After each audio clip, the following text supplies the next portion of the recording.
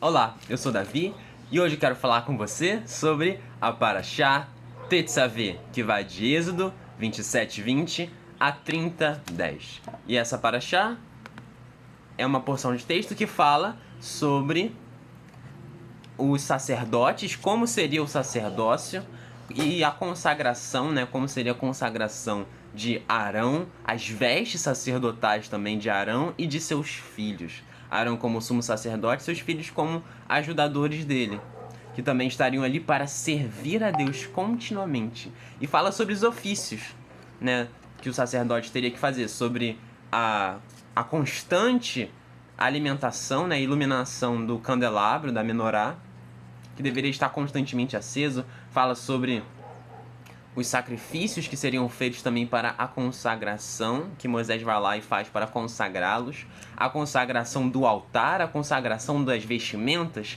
do tabernáculo, de tudo o que deveria ser separado para Deus. Mas eu quero me atentar aqui a essa questão do sacerdote e dessas ofertas que ele faria para o povo de Israel.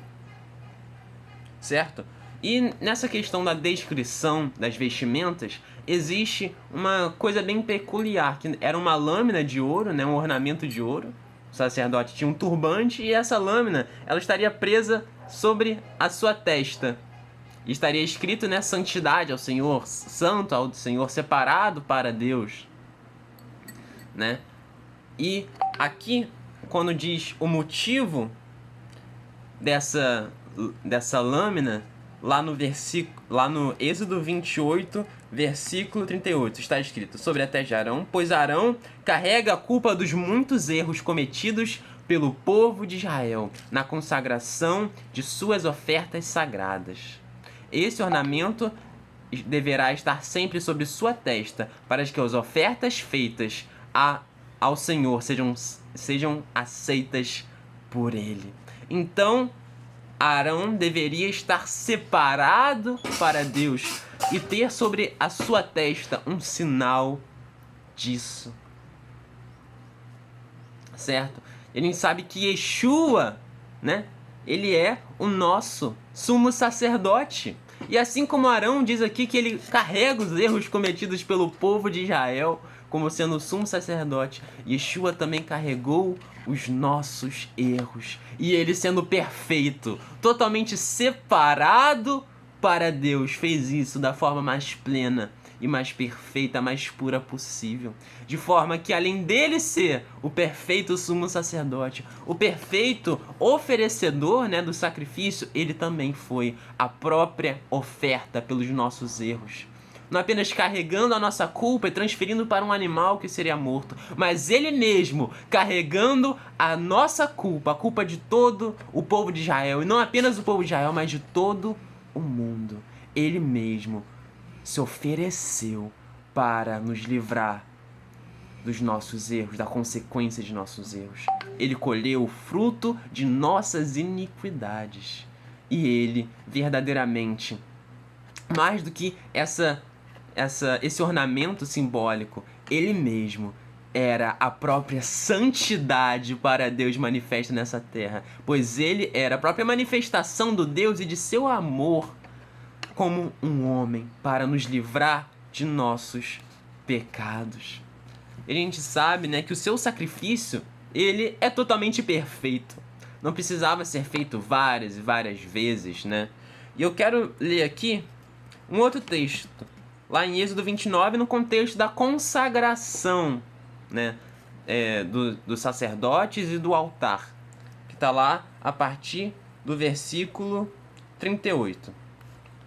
Isso é o que você deve oferecer sobre o altar: 2 cordeiros de 1 ano de forma contínua, todos os dias.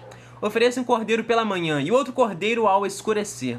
Com um cordeiro, ofereça 2 quartos de farinha triturada bem fina, amassada com 1 quarto de azeite de azeitonas prensadas, com 1 quarto de vinho, como oferta de bebida. Ofereça o outro cordeiro ao escurecer. Faça como você fez pela manhã, oferta de grãos de bebida. Ele será um aroma agradável, uma oferta feita ao Senhor pelo fogo. Esta será a oferta queimada, regular por todas as suas gerações, a entrada da tenda do encontro na presença do Senhor. Ali eu me encontrarei com vocês para falar a vocês. Ali eu me encontrarei com o povo de Israel e o lugar será consagrado pela minha glória. Consagrarei a tenda do encontro e o altar, da mesma forma consagrarei Arão e seus filhos para me servirem no ofício de sacerdotes. Então viverei com o povo de Israel e lhes serei Deus. Eles saberão que eu sou Adonai, seu Deus, que os trouxe da terra do Egito, a fim de viver com eles. Eu sou o Senhor, seu Deus. Olha só que coisa incrível. Aqui nesse contexto, a gente vê, né, que haveria a consagração, certo? E esse sacrifício, ele seria de consagrar, e seria um sacrifício perpétuo, né, para que constantemente o povo de Israel fosse perdoado e tivesse, né, o favor de Deus, né, sacrifício de ação de graças, também, né, em que um cordeiro seria pela manhã e outro sacrificado pela tarde. Isso a gente fala muito disso em volta da festa de Pêssar, né? Mas a gente sabe que Yeshua aconteceu exatamente isso. Ele foi pendurado no horário do primeiro sacrifício e ele expirou, né? Ele foi realmente morto quando estava no horário do sacrifício da tarde. Olha só que coisa incrível. Sendo ele o nosso sacrifício de Pêssar, de Páscoa, certo? Mas a gente vê que o sacrifício dele foi totalmente perfeito, de forma a consagrar, né, todos nós, para aqueles que querem, certo, a serem também sacerdotes do reino dele. A gente vê que os sacerdotes, o sumo sacerdote também, como está lá no final dessa paraxá, ele mesmo deveria expiar pelos seus próprios pecados. Yeshua a gente sabe que não. E ele então veio, morreu por nós para nos livrar de nossos erros e para nos transformar, de forma a nos consagrar como também sacerdotes do reino, para servi-lo. Não apenas não como os sacerdotes serviam na questão de fazer outros sacrifícios, pois o sacrifício dele é totalmente perfeito, mas na forma de servir a Deus com toda a nossa vida, com todas as nossas forças, assim como os sacerdotes, nesse tempo levítico, né, eles faziam. Yeshua como sendo o sumo sacerdote e nós como sendo parte do seu corpo, para agir nesta terra como braços, como pés, como pernas de Deus, para que ele possa agir através de nós e fazer com que a sua luz brilhe nessa terra através dos seus servos. Está lá em 1 Pedro 2:9. Mas vós sois a geração eleita, o sacerdócio real, a nação santa, o povo adquirido, para que anuncieis as virtudes daquele que vos chamou das trevas para a sua maravilhosa luz. É isso que Deus nos chama. Deus não nos chama para a luz das trevas simplesmente para que nós fiquemos na luz e não busquemos iluminar os outros também, mas Ele verdadeiramente nos chama para que nós possamos servi-lo, pois aquele que verdadeiramente ama a Deus vai querer fazer a sua vontade, aquilo que o deixa feliz, e o que Deus mais tem prazer é que o ímpio se arrependa e viva. E além disso, o amor ao próximo está em proporcionar a ele a ciência da grande bênção, da maior bênção, da grande salvação, para que ele também seja salvo. Esse é o verdadeiro amor ao próximo. E assim, se nós nos aproximamos de Deus, nós não estamos nos aproximando simplesmente para ficarmos passivos, apenas recebendo aquilo de Deus, mas também para agir de acordo com a sua vontade, dizer não a nós mesmos,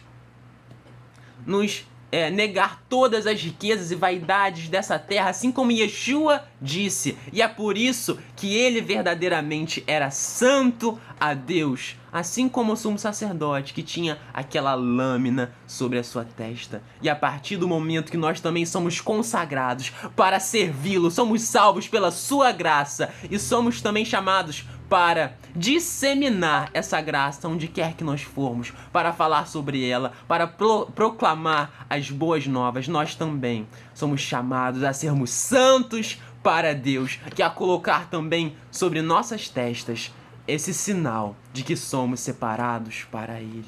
E esse sinal nós veremos, né? Nós não veremos sobre as nossas testas, né?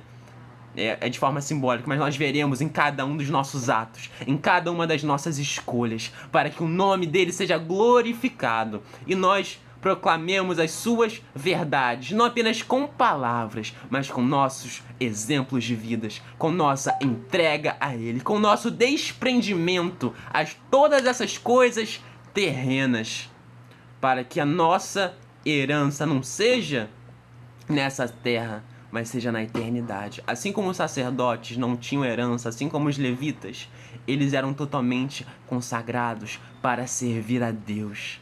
E por isso eles não tinham terra, tinham apenas algumas cidades para que eles pudessem habitar no meio do povo de Israel. Mas eles não tinham herança, pois a herança deles é o próprio Deus. E assim será também para nós. Se nós nos abdicarmos de tudo aquilo que nós podemos achar importantes em primeiro momento e verdadeiramente receber aquilo que Deus tem para nós, que é a verdadeira riqueza, que é a verdadeira herança, que é a eternidade, a vida eterna.